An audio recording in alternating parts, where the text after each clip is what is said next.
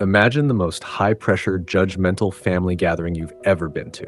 Now multiply that by 1,000, add a Michelin-starred restaurant, and throw in a matriarch who decides to blow the whole thing up in the most spectacular way possible. We start our story at the Chen family's annual Chinese New Year dinner in Jakarta, a place where everyone is trying to outflash everyone else except for 16-year-old Izzy, our narrator for the present timeline, who is basically trying to dissolve into the upholstery because she feels like the family's biggest misfit. But the real showstopper isn't the food, it's Izzy's grandmother, Nainai. At 73, this woman walks in wearing a bright red, figure-hugging qipao with the golden Kelly bag, looking like an absolute boss. But here's the kicker. She is arm in arm with a striking silver-haired Caucasian woman. The entire room goes dead silent as Nainai, the pillar of tradition, kisses this woman right on the mouth in front of everyone. It is absolute chaos. The family is scandalized, but Nainai, she just winks at Izzy. Later that night, Izzy sneaks out to clear her head, only to run into Nainai, who decides it's finally time to spill the tea on her secret past, launching us into the real heart of this story, the life of young Magnolia Chen. Rewind to 1998. Magnolia is 16, timid, and living in the shadow of her rebellious older sister, Iris, who has been shipped off to Los Angeles by their strict parents because she was too wild for Indonesia. Magnolia gets sent to join her to attend community college, and she is terrified. She's a total fish out of water, barely knows how to use a microwave, and is drowning in homesickness. But on her very first day at Pasadena City College, everything changes. She's standing in a massive line at the bookstore, panicking about being late when she meets her, Ellery O'Shea. Ellery is 19, 6 feet tall, blonde, athletic, and basically the coolest person Magnolia has ever seen. Ellery isn't just hot, she's kind.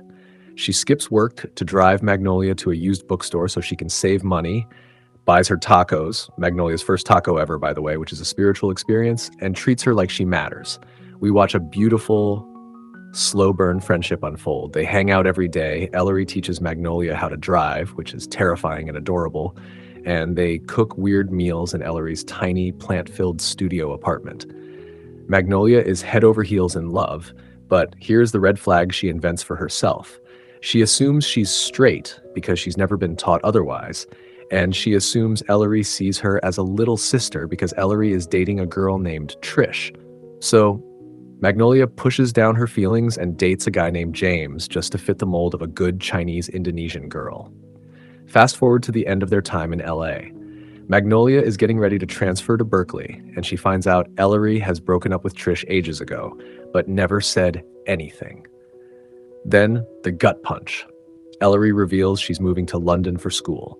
Magnolia feels completely abandoned. They have a massive fight in a car where Magnolia screams at her to pull over, accuses Ellery of never taking their friendship seriously, and storms off.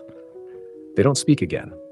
It is heartbreaking because we know they both love each other, but they are just too young and scared to say it. Cut to 2002. Magnolia is back in Jakarta, miserable, working a dead-end job at her parents' medical clinic and being groomed to be a trophy wife.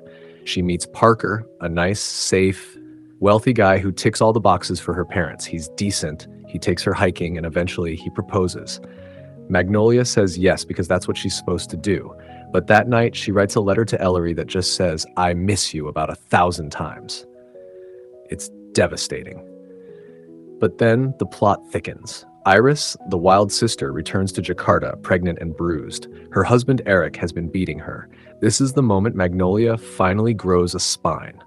When their dad tries to blame Iris for provoking him, Magnolia stands up to him for the first time in her life. She takes Iris in, helps her raise her baby, Hazel, and realizes she cannot live a life where she has no control. She manipulates Parker into getting an MBA at UCLA just so she can move back to Los Angeles and escape the suffocating atmosphere of Jakarta. So it's 2010, and they are back in Pasadena. And guess who else is back? Ellery. It turns out Iris had been secretly communicating with Ellery and even sent her all those unsent letters Magnolia wrote over the years. When they reunite at a dinner, the chemistry is nuclear. Magnolia is married, sure, but she and Ellery start hanging out constantly, hiking, getting boba, taking little Hazel to the beach. It's technically innocent, but emotionally, it's the deepest affair of all time. Finally, the dam breaks.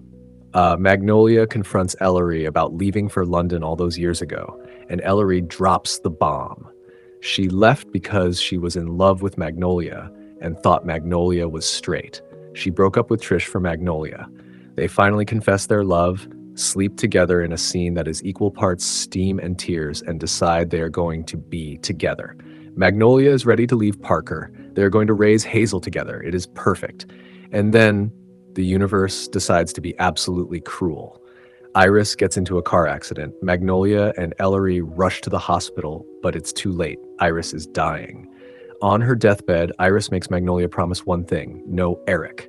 She makes Magnolia swear to protect Hazel from her abusive biological father. Iris dies and Magnolia is shattered, but she doesn't even have time to grieve because Eric, that absolute monster, immediately sues for custody of Hazel. Magnolia calls a lawyer, desperate to keep her niece, but the lawyer gives her the hard truth. Indonesian law favors the father. The only way Magnolia can win custody is if she presents herself as the perfect, stable, wealthy candidate. That means she needs Parker. She needs his money, his status, and the stability of their marriage. If she divorces him to be with Ellery, she loses Hazel to an abuser. This is the most gut-wrenching part of the movie. Magnolia has to choose between the love of her life and the promise she made to her dying sister. She meets Ellery one last time and tells her she has to leave. She breaks her own heart and Ellery's, telling her to go, to never look back, because if she stays, Magnolia won't have the strength to do what needs to be done for Hazel. Ellery begs, but eventually leaves, sliding a poem under the door that basically says, "I'll wait for you in the afterlife." It is a tearjerker of the highest order. Magnolia moves back to Jakarta with Parker and Hazel. They go to court, use the photos of Iris's bruises, and manage to strip Eric of his rights. Magnolia saves Hazel, but she doesn't just go back to being a trophy wife. Inspired by Iris and Ellery, she starts a counseling service within the family clinic, fighting the stigma against mental health in Indonesia and helping vulnerable women. She builds an empire, becomes famous, and raises Hazel to be a strong, independent woman. She stays with Parker until he dies, not because she's passionately in love, but out of duty and a quiet kind of care. Back in the present, on that dark street, Nainai, Magnolia, tells Izzy that after Parker died, she looked for Ellery. But, and you might want to grab a tissue for this, Ellery had passed away 2 years prior. They never got their reunion in this life. But Nainai tells Izzy she has no regrets because she lived a life of purpose. She reveals that she knows Izzy is gay and terrified, just like she was. She tells Izzy she has set aside a massive inheritance for her so she can go to college in America and be free, to live the life Magnolia couldn't. The movie ends with a beautiful epilogue 4 years later. Nainai has passed away. Izzy is now at UC Berkeley living her best life with her girlfriend, Kate. They drive to the ocean to scatter Nainai's ashes. As Izzy pours the ashes into the water, she has a vision. Not a dream, but a vision of young, vibrant Magnolia walking across a bridge of flowers. In the distance, a tall, blonde figure is waiting. It's Ellery. They run to each other, embrace, and finally, after a lifetime of waiting and sacrifice, they are together.